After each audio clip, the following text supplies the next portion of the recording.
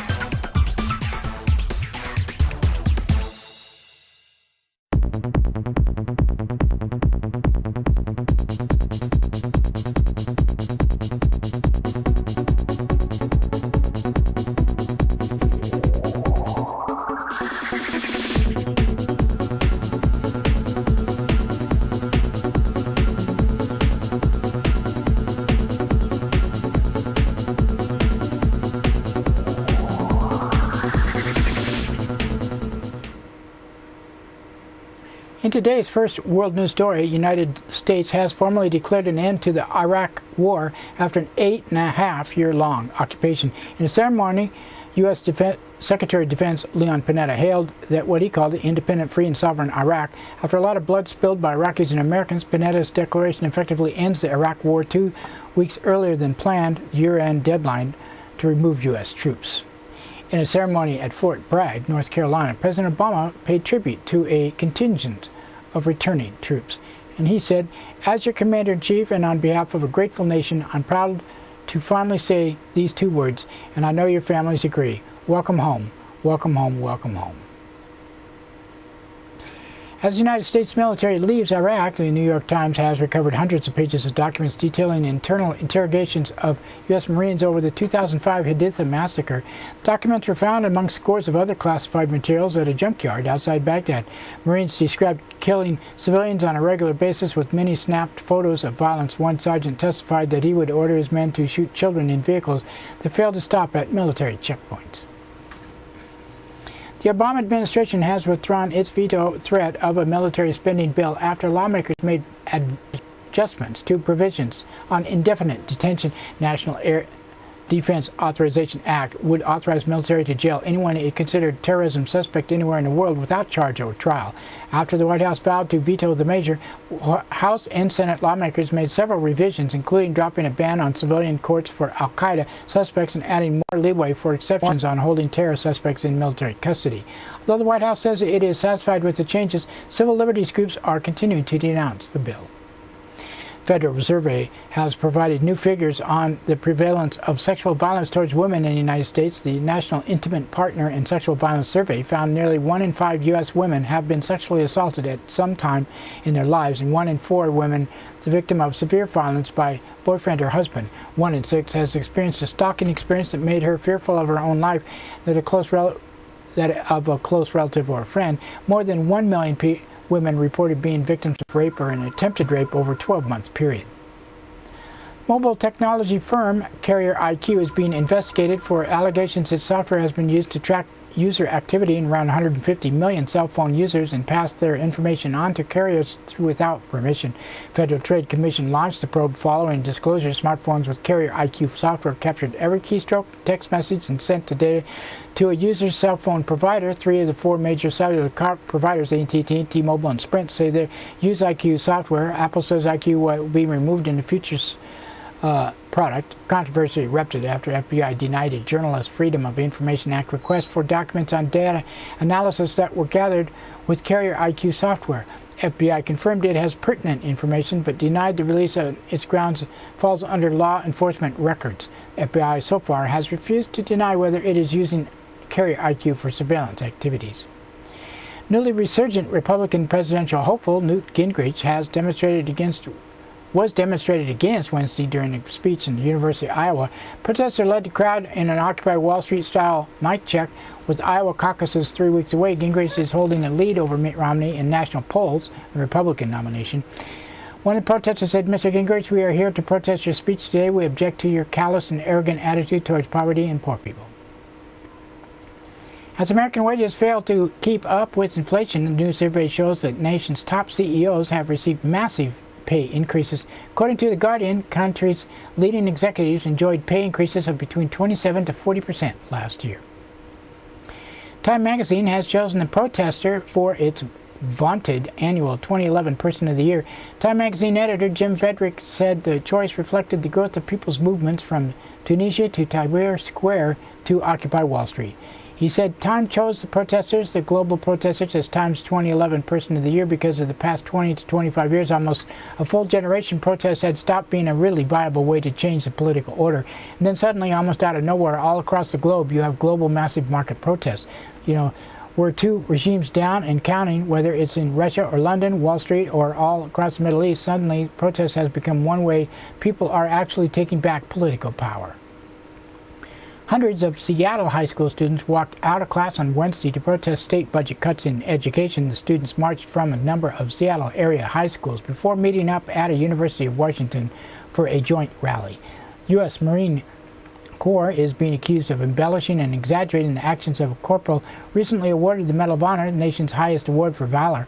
On September 15th, President Obama bestowed the Medal of Dakota Meyer for supposedly carrying out a number of acts, including rescuing 24 Afghan soldiers, saving 13 U.S. service members, and personally killing 8 insurgents at extremely close range. According to the dozen of documents uncovered by McClatchy News, crucial parts of the story are either untrue, unsubstantiated, or exaggerated. At the time Meyer was awarded his medal, lawmakers and officers were reportedly pressuring the military to award more medals of honor because few were conferred in the war in Afghanistan and Iraq. It was unclear if the White House knew President Obama was detailing an embellished story when presenting Meyer with an award.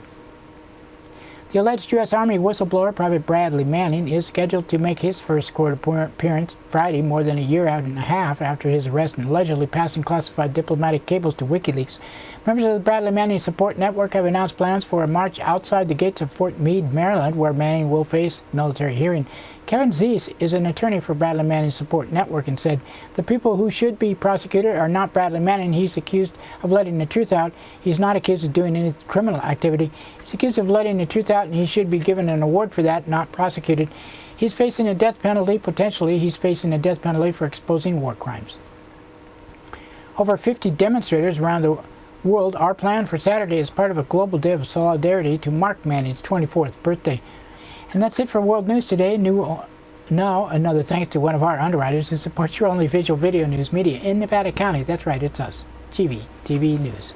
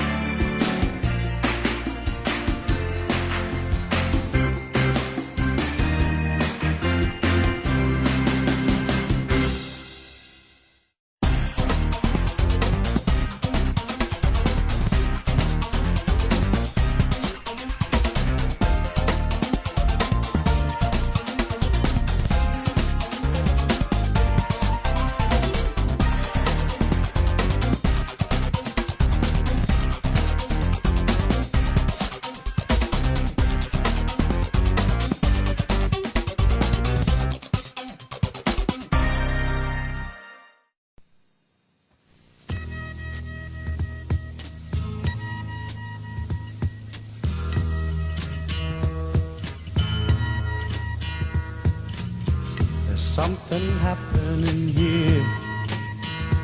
What it is ain't exactly clear.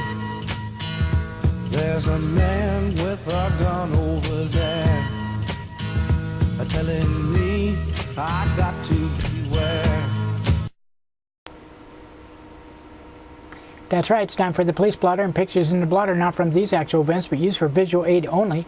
Grass Valley Police Department on Tuesday, 8:31 a.m. A woman from 1200 block of East Main Street reported theft of a laptop from a business.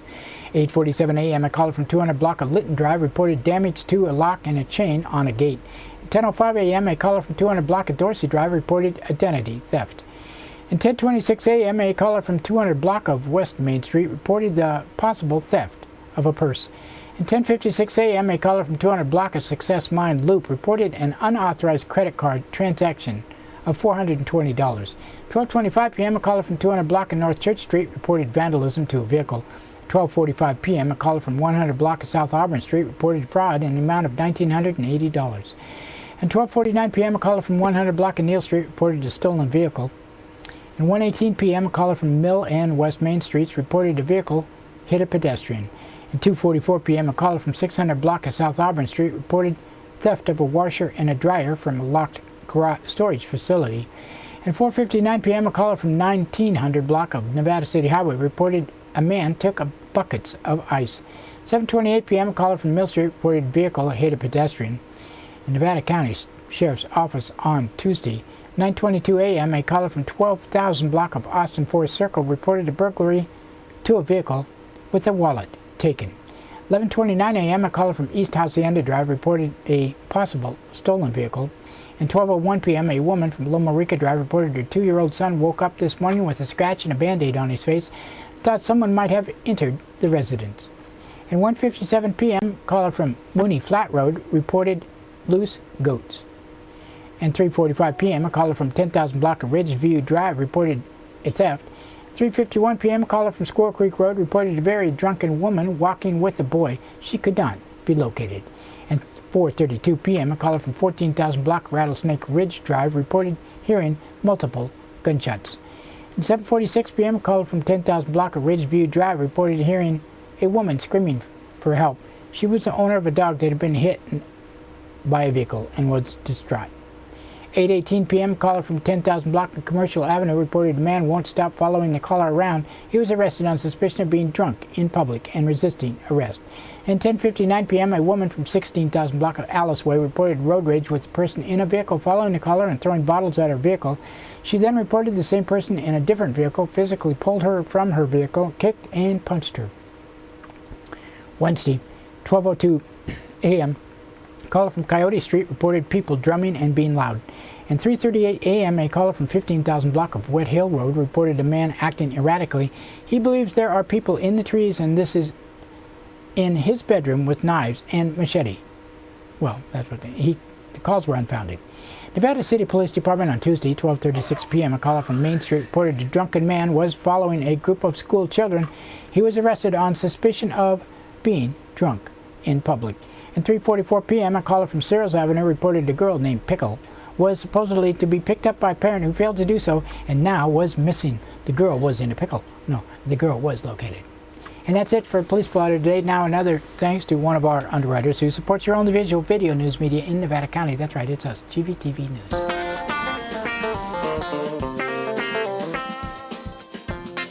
Soundcheck Music Center, the rock and roll connection. We have guitars, amps, drum equipment, sound accessories, lessons, and repairs. We are located at 671 Maltman Drive, Grass Valley.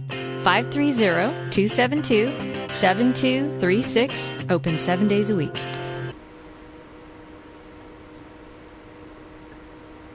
In today's local news headlines, Nevada City Substitute Behavior Ordinance advances. And Wilcox to head NID board. And $1 billion in state cuts hit school buses. In our first story, written by Christopher Rosacker of the Union, resolving what was a contentious issue, Nevada City Council continued to support substitute ordinance Wednesday night that modifies an existing public behavior regulation rather than pursuing a new ordinance. This is a formal compromise in this community aimed at promoting some harmony on the issue, said Councilwoman Sally Harris. As suggested by Frank Blocksberg, a Nevada city attorney, the substitute ordinance amends a portion of California Penal Code 647, which is usually a misdemeanor offense in Nevada city law. Officials regarded as too costly and heavy-handed to enforce, as it required a complaint to be filed and a complainer to testify. Proponents contend that making PC 647 a citable infraction after a warning would give Nevada city law enforcement a tool against vagrant behavior that business owners and residents have complained that Sully's downtown frequented by tourists. Advantage to this language is that it is existing language within the established penal code, said Nevada City Attorney Hal DeGraw, who noted that both Blocksberg and District Attorney reviewed the proposed amendments and found them to be acceptable. This addresses everything we've talked about, said Councilman Dane Strasser. Council had already passed an ordinance in August aimed at prohibiting the international impedance of flow and pedestrian traffic on Nevada City sidewalks and parking lots. However, the ordinance garners a petition from 14% of residents that essentially left the city two options: repeal the ordinance or place it before the voters as a referendum at the next election in June 2012. I appreciate the council's willingness to consider the alternative to one that has passed a few months ago, said Stephen Greenberg, an attorney who spearheaded the petition against the original ordinance. Without council members' objection, the substitute ordinance will come back to the governing body as a second reading agenda item at its next meeting after the new year. Pioneer Park safety concerns. Also at the Wednesday meeting, council reviewed plans to improve safety at the Pioneer Park.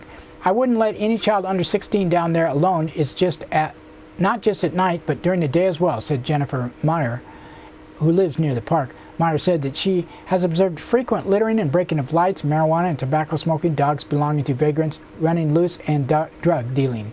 Council members directed staff to continue to look at implementation of trail maps to encourage positive use of the park, as well as focused law enforcement tactics and increased lighting costs to prohibit illicit behavior. On a separate motion, council also requested information on cutting the hours of operation of the park, even though some members of the public opposed such a action. Resolution against state park closures. Council also adopted a resolution in support of South Yuba River Citizens League's effort to stop the South Yuba River and Malakoff Diggins State Park open against calls for their closure as California looks to cut expenditures. Councilman Robert Bergman said he expects Grass Valley to adopt a similar resolution. And council also looks at its finances via a quarterly report and independent audit of previous fiscal year. In a story written by Trina Kleist of the Union, water policy wonk will lead Western Nevada County's water supplier as it heads into the final stretch of solidifying its water rights and finalizing related contracts. Nick Wilcox was elected president of the Nevada Irrigation District Board of Directors 5-0 Wednesday. He's in Penn Valley Area District 5. Wilcox had served during 2011 as vice president and replaced its District 1 director, Nancy Weber, at the helm. He retired after 25 years in California Water Resource Control Board, where he worked as chief of the board's Bay Delta unit. That background has given him extensive knowledge of state water rights law, history, and practice. The district is in the middle of a 5-year process of Federal Electrical Regulatory Commission to relicense the network of reservoirs, canals, flumes, hydroelectric plants it built in partnership with Pacific Gas and Electric Company. That system, among the nation's most complex, provides most of the water NID distributes to 25,000 customers in Nevada and Placer counties. As part of the process, NID also is renegotiating contracts with PG&E for payments on electricity generated at NID water and other aspects of partnership. The license and agreement expired in 2013. Elected to the vice presidency was Jim Bachman, a rancher and retired construction manager who represents the Water District's largest division, Rural District 4, near Lincoln and north of Auburn in Placer County. Bachman was appointed to the seat in 2009 in a contentious and split vote after Paul Williams stepped down. Williams had held the seat for 27 years. Wednesday's rapid and unanimous vote marked a notable contrast to previous years when the board saw more conflict. Garden Bar opposed. Prior to the board's reorganization, directors voted 5-0 to formally oppose the proposal to build the reservoir at the Garden Bar crossing on the Bear River.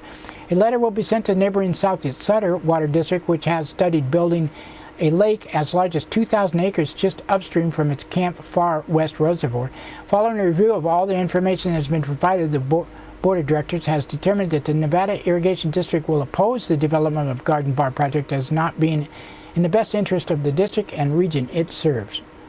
However, directors also approved sending a second letter to South Sutter affirming the district's openness to discussing ways to meet the district's future water needs.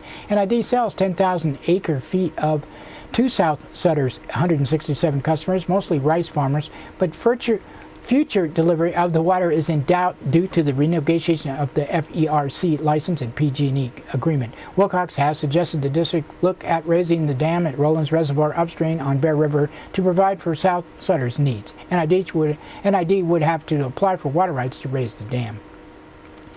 In another Christopher Rosacker story, Nevada County's Tea Party Patriots have had its first shift of leadership as co-founder Stan Meckler prepared to hand off his presidency to fellow Grass Valley resident Nancy Garcia. Garcia is a retired owner of a furniture import business and current Tea Party Patriot board member. She will succeed Meckler effective January 2012.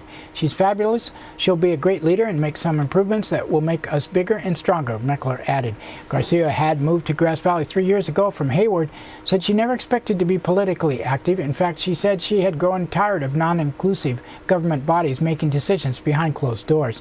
But then she heard about an open meeting the local Tea Party Patriots were holding and has been committed ever since. Garcia will take the reins from Meckler, father of the national Tea Party figure Mark Meckler, who will remain on the board of directors of the local chapter. After an initial anti-tax protest in 2009, Meckler worked with his son to build a local organization that helped launch a nationwide movement now boasting more than 20 million members.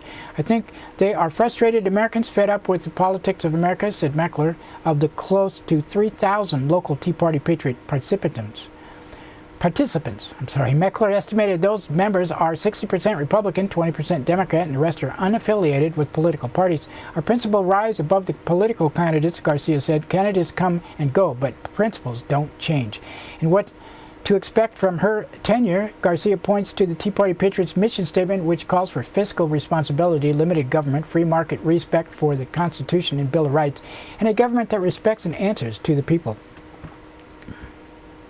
In our last Christopher Rosacker story, Nevada County schools face slashed transportation budget by Governor Jerry Brown, announced $1 billion mid-year cuts, but districts hope to stave off the full effects until next school year.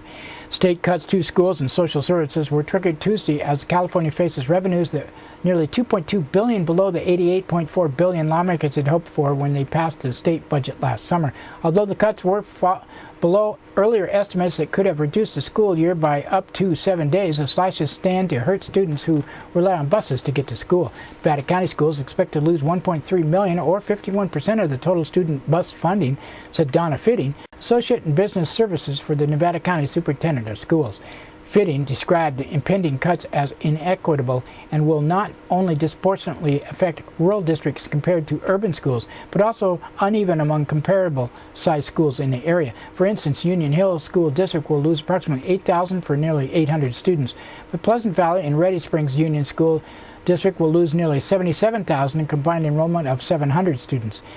Fitting blame on old formula based on point-in-time funding figures for such disparities. When planning for this year's budget development, many Nevada County District administrators said they built up reserves in anticipation of trigger cuts. Nevada Union Joint High School, which expects to lose close to $450,000 in transportation funding, will draw from its general fund to maintain bus services for the remainder of this school year, said the Assistant Superintendent Karen Sunrem.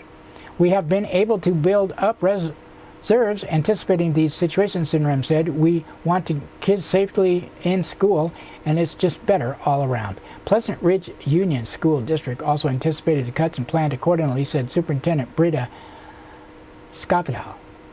Hence, all current staff as well as all students' programs will remain in place through the end of the current school year, Scavidal said in an email to the union. As much as they anticipated these cuts, schools are already operating in the red after years of reduction in education funding.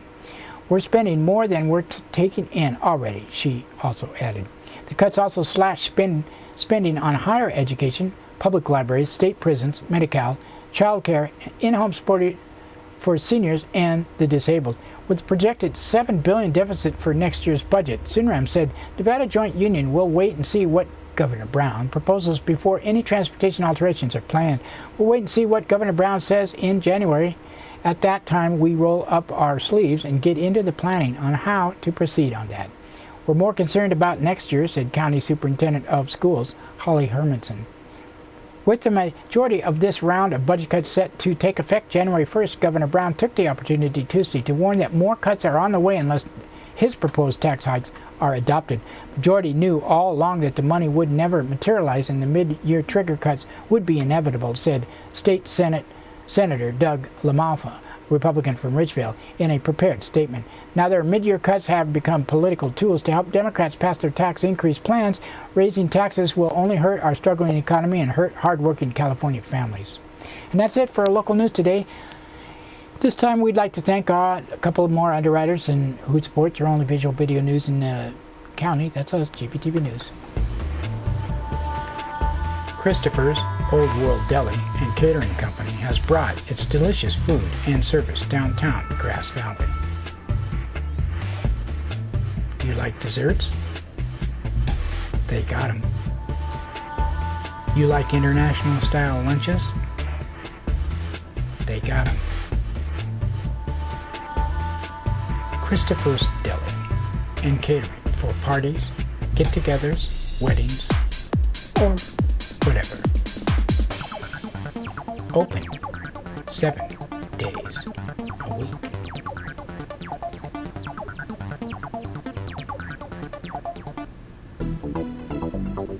Bellstar Shop is a one-of-a-kind place you will find on the Ridge. Steaming hot coffee and a cool atmosphere with healthy food, organic desserts, and meals available. Belle and her smile will not be forgotten the first time you visit.